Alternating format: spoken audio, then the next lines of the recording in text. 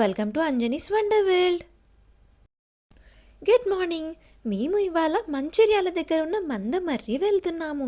ఈ వీడియోలో మందమర్రిలో ఉన్న శ్రీ కామాఖ్యాదేవి ఆలయం గురించి చెప్పుకుందాము.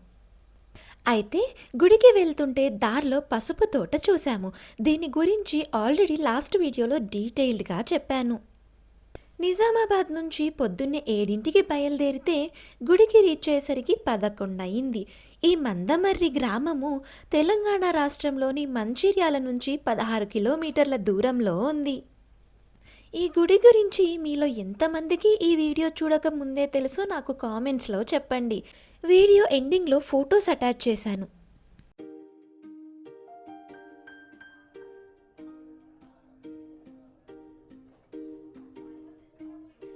రోడ్ పై నుంచి గుడికి వెళ్ళే దారి చాలా సన్నగా ఉంది.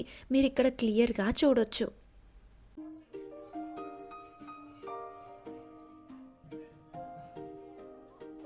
ఇప్పుడే గుడి దగ్గరికి చేరుకున్నాము.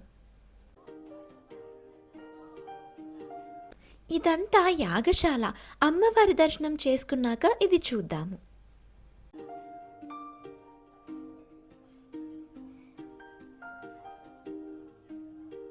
ఇక్కడ అమ్మవారి పూజకి కావాల్సినవి తీసుకోవడానికి స్టాల్ కూడా ఉంది.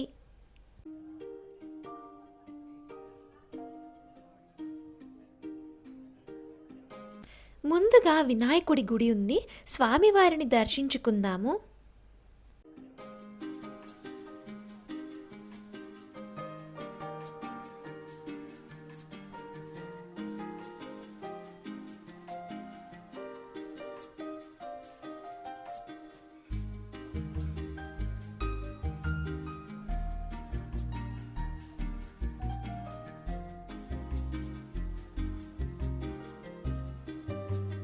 వినాయకుడి గుడి పక్కనే ధ్వజస్తంభం ఉంది.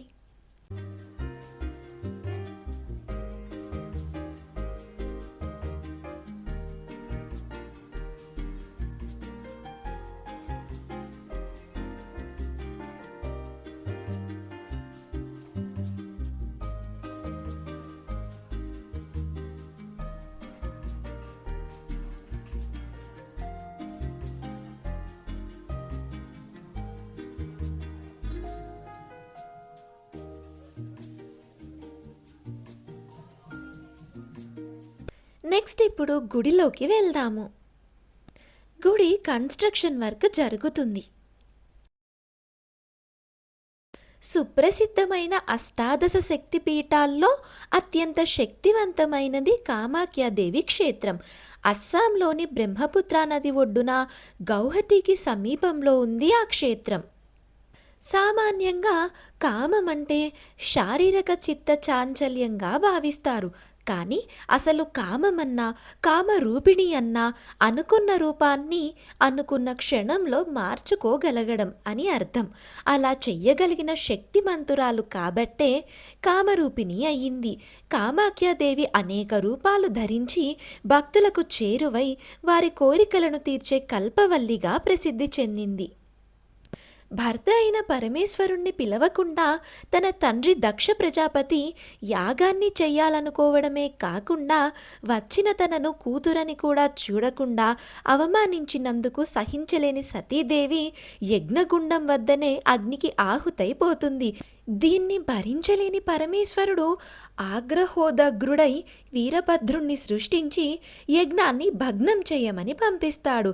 తనలో అర్ధభాగమైన భార్య తనను విడిచి ఎక్కడకు పోలేదని తెలిసిన పరమేశ్వరుడు సాధారణ మానవునిలా లోకాన్ని పట్టించుకోకుండా విరాగిలా మారతాడు.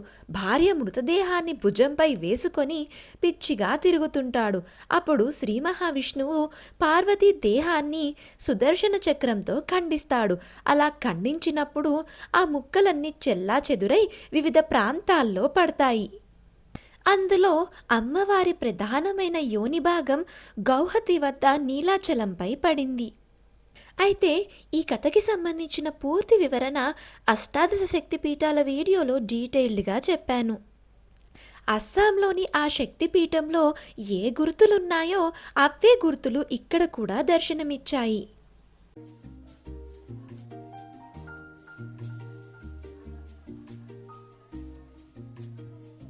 ఇవి తవ్వకాల్లో బయటపడిన స్తంభాలు. ఇక్కడ మీరు చూస్తున్నారు కదా, ఈ స్తంభాలపైన ఉన్న గుర్తులు అవే.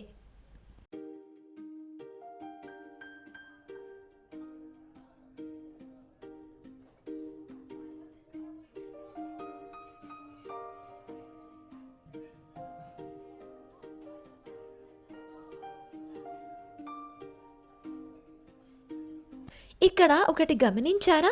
ద్వారపాలకులుగా కూడా స్త్రీల విగ్రహాలే ఉన్నాయి. అలాగే పైన కూడా శ్రీచక్రాన్ని నిర్మించారు. దీనికి ఎదురుగానే అమ్మవార్లు కూడా మనకి దర్శనమిస్తూ ఉంటారు. ఇక్కడ రాజ్యశ్యామల అమ్మవారు, వారాహి అమ్మవారు, కామాఖ్య అమ్మవారు దర్శనమిస్తుంటారు. ఇది అమ్మవారి ఎదురుగా ఉన్న శ్రీచక్రం.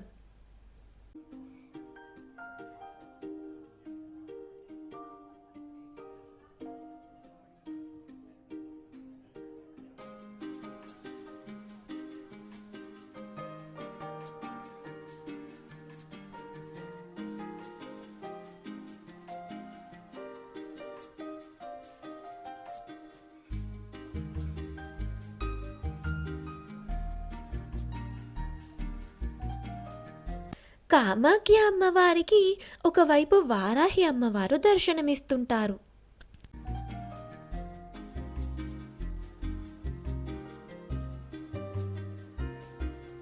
అలాగే ఇంకోవైపు రాజ్యశ్యామల అమ్మవారు దర్శనమిస్తుంటారు. అయితే మేము ఈ క్షేత్రాన్ని రాజ్యశ్యామల నవరాత్రుల్లో దర్శించుకున్నాము.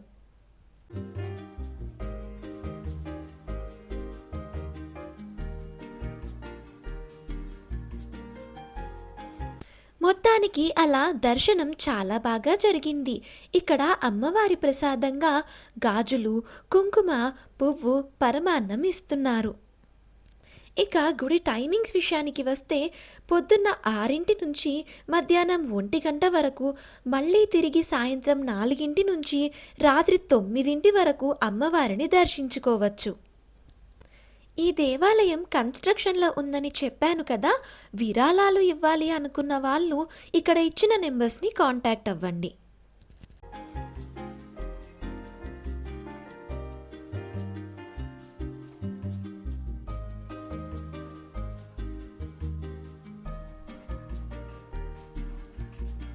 గుడి పక్కనే అమ్మవారి ప్రసాదంగా లడ్డూలు మరియు పులిహోర విక్రయిస్తున్నారు.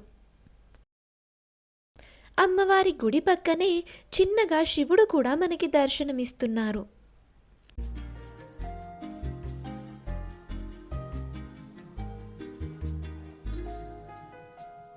వీడియో బిగినింగ్లో యాగశాల అని చెప్పాను కదా, ఇది అదే. రాజ్యశ్యామలాదేవి నవరాత్రులు జరుగుతున్నాయని అన్నాను కదా, ఇక్కడ దానికి సంబంధించిన యాగమే చేస్తున్నారు.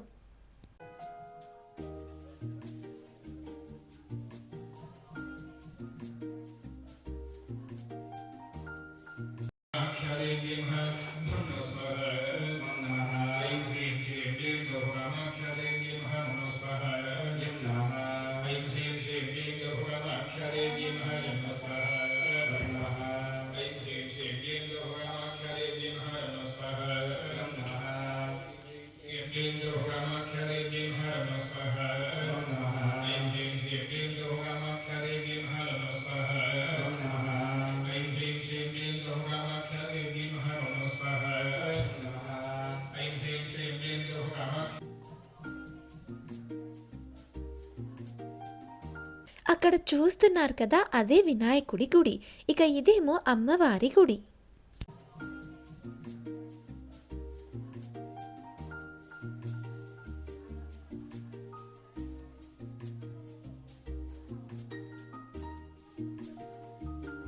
నేను యాగశాల పక్క నుంచి గుడిలోకి వెళ్ళడం చూశారు కదా.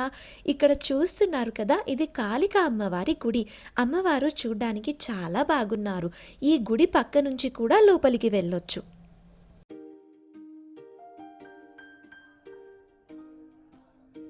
ఇక్కడ చిన్నగా గోశాల కూడా ఉంది.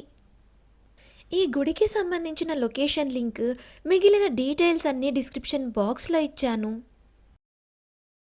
వచ్చేటప్పుడు దారి సన్నగా ఉందని చెప్పాను కదా, సన్నగా ఉండడమే కాదు, ఇదంతా కూడా చిన్న డంప్ యార్డ్ లాగా ఉంది. వచ్చేటప్పుడు మేము కూడా ఇదంతా చూసి రాంగ్ రూట్ ఏమో అనుకున్నాము, కానీ ఎంట్రన్స్లో బోర్డ్ చూసి కన్ఫర్మ్ చేసుకున్నాము. అయితే మీరు కూడా మాలాగా కన్ఫ్యూజ్ అవ్వొద్దని ఈ క్లిప్ని కూడా ఈ వీడియోలోనే యాడ్ చేస్తున్నాను. మొత్తానికి ఇవి అండి ఈ క్షేత్రం విశేషాలు. ఈ క్షేత్రానికి సంబంధించి మీకేమైనా డౌట్స్ ఉంటే కామెంట్ చేయండి, క్లియర్ చేయడానికి ట్రై చేస్తాను. ఈ వీడియోని ఇక్కడితో కంప్లీట్ చేస్తున్నాను. మళ్ళీ ఒక ఇంట్రెస్టింగ్ టాపిక్తో నెక్స్ట్ వీడియోలో కలుద్దాము. Thank you for watching the video. Do like, share and subscribe.